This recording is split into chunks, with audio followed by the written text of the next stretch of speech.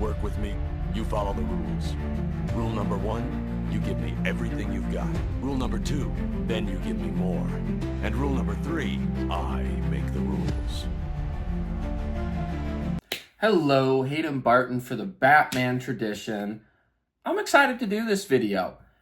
Throughout my recent videos of Val Kilmer, that whole process, and kind of revisiting that film, it's brought me to start going down quite a nostalgia trip, revisiting a lot of Batman through childhood, through recent films, through comics. Just, you go down that route a lot of us fans go, of was always looking for new content, but then reminiscing about how good the old content is, and then wondering why that new content isn't as good as the old content that we're all reminiscing about. But this particular one of nostalgia has something to do with, you can actually see that there. I know it's far away. That's my signed Kevin Conroy photo I have, proudly displayed.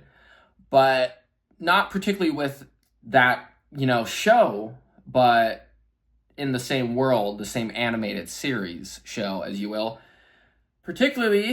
Specifically, the Batman Caped Crusader.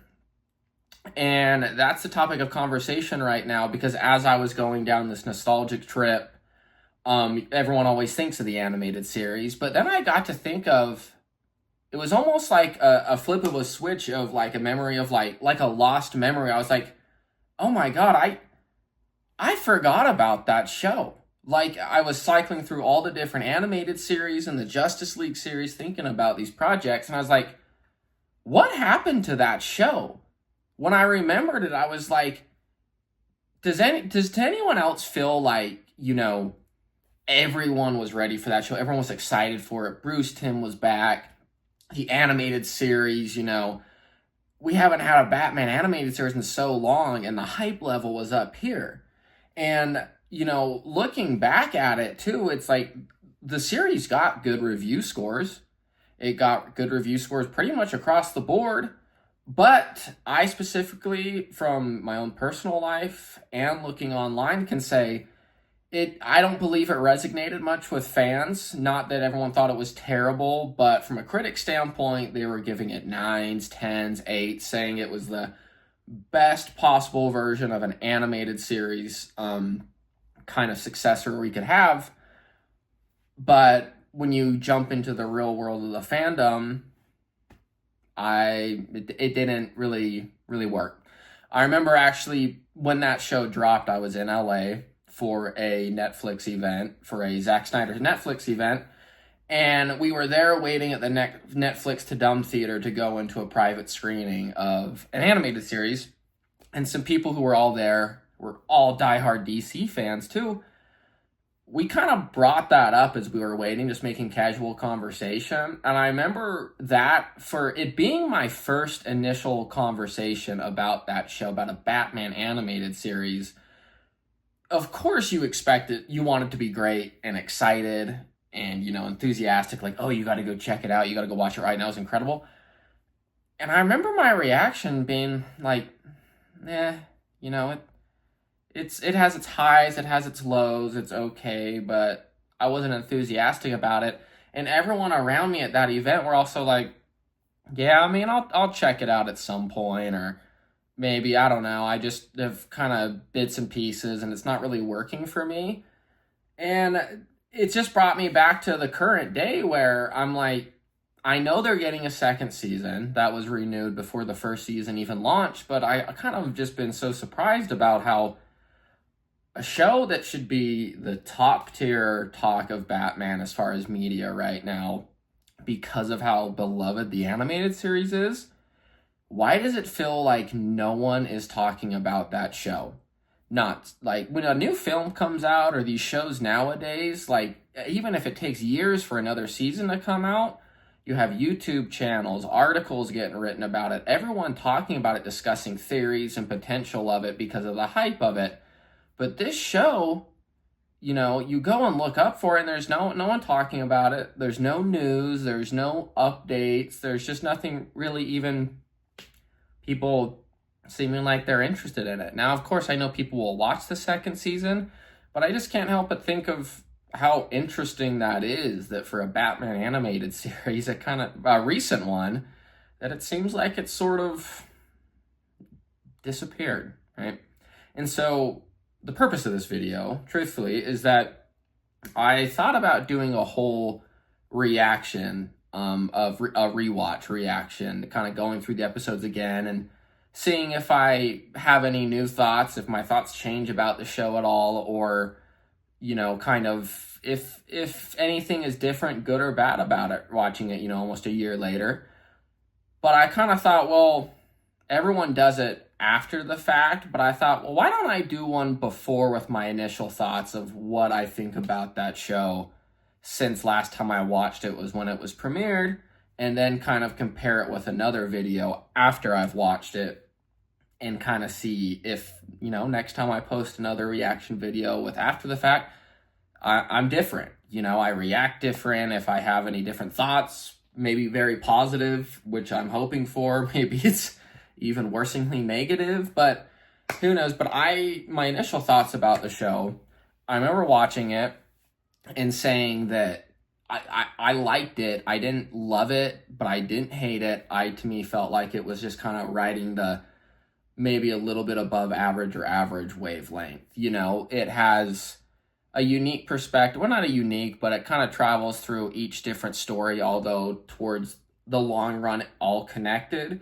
But it was very much so just a day in the life of Batman at times of different stories, which introduced new characters, showcased more characteristics of characters throughout the show, and took some creative liberties with different characters and tried to kind of make it its own unique world and series from Bruce Timm, but also kind of harkening back to some of the stuff everyone loves from the classic animated series. But I just remember primarily I did like the voice actor, Hamish Linklater or something like that. I thought he did a good job. I liked his voice. It was obviously different. It was very quiet, very whispery, very kind of monotone. It didn't have that loud, like, brass bass type of thing like Kevin Conroy has. But I thought it was good. Voice acting all around, I don't remember having any particular issues with of anyone ever saying anyone was bad or terrible, or I just couldn't stand it. Characteristic wise, I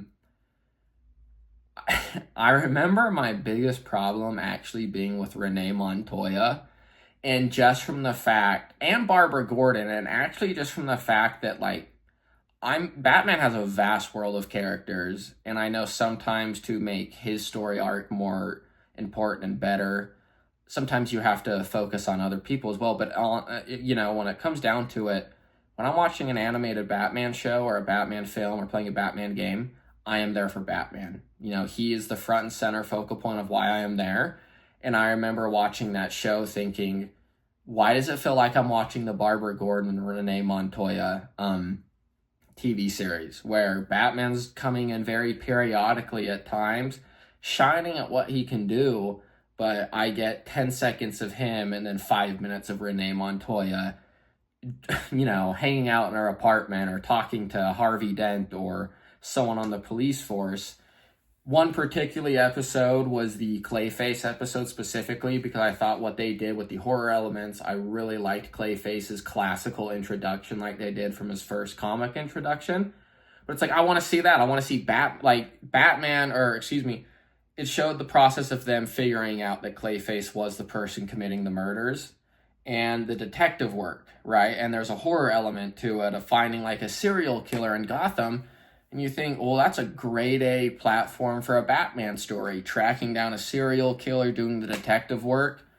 But it follows Renee Montoya doing that, with Batman following kind of behind, always playing catch up with it. And I was like, why is this the creative direction they want to go? Like, I want to see Batman do these things for how I'm watching a Batman show.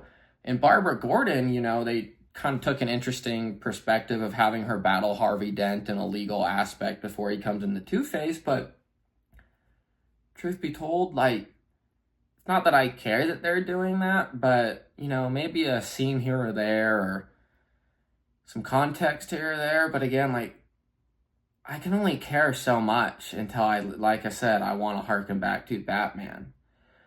And then, like, there was some, like, it was the onomatopoeia episode. Feels like he was hardly in it. Then it was a Barbara Gordon, Commissioner Gordon kind of, like, full-on episode. And I thought this could be way cooler. I remember that being my initial biggest issue, is it's like, I want more Batman in the Batman TV show. Let's see, is there anything, I'm trying to think if there's, anything else. Character designs and kind of the aspects of Batman's suit, I loved the classical pointy outward ears and the gloves and everything. I thought that was really cool. Oh, character-wise, I mean, Penguin being a chick was always a very popular kind of conversation at the time, and truth be told, as much as I love Oswald Cobblepot, and I'm like, maybe I'd prefer it to still be Oswald Cobblepot as his traditional style, I can't say it bothered me. Like, I thought, I guess it was interesting in a way, but again, it's just like, how many times can you rehash the whole, oh, Penguin or someone is a criminal secret crime boss that no one knew about. They've been pulling strings throughout Gotham forever, and we've now just found out, and we have to take them down. It's like, yeah, been there, done that again. Yeah, big surprise. And then the main overall story of it, I like Harvey Dent. I like Two-Face. And as much as I think some of the main story of it was the maturity and Bruce Wayne being allowed in Batman, kind of allowing to trust more people, just like at the end, throughout the entire series, he calls Alfred Pennyworth, and then at the very end, he calls him Alfred, to kind of show his growth. But at the same time, it's like, how the change of Harvey Dent to Two-Face is classic, right? But at the same point, is it not just getting the same reminiscent of how, like, seeing Peter Parker's origin stories again, or Bruce Wayne's, like, how many times is, enough? And this followed the same trajectory as, okay, we're watching Harvey Dent, he's the good white knight of Gotham. Something happens, and then finally he has that breaking point, and it all goes to hell from there.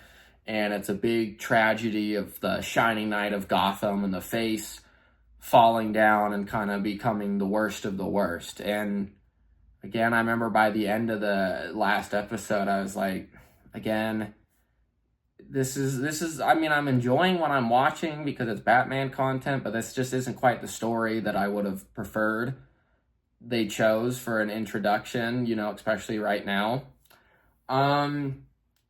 Gosh, I'm trying to think if there's anything quite on the list. Those were my main perspectives right there. But I plan on, again, too, maybe with the follow-up with my reaction after watching the series again, kind of talking about some things I think they can improve on or things I want to see or to introduce. Because this definitely isn't a show where, in a world where shows get canceled a lot, and I don't, well, one, I have no say in it, but also I don't think the show would get canceled.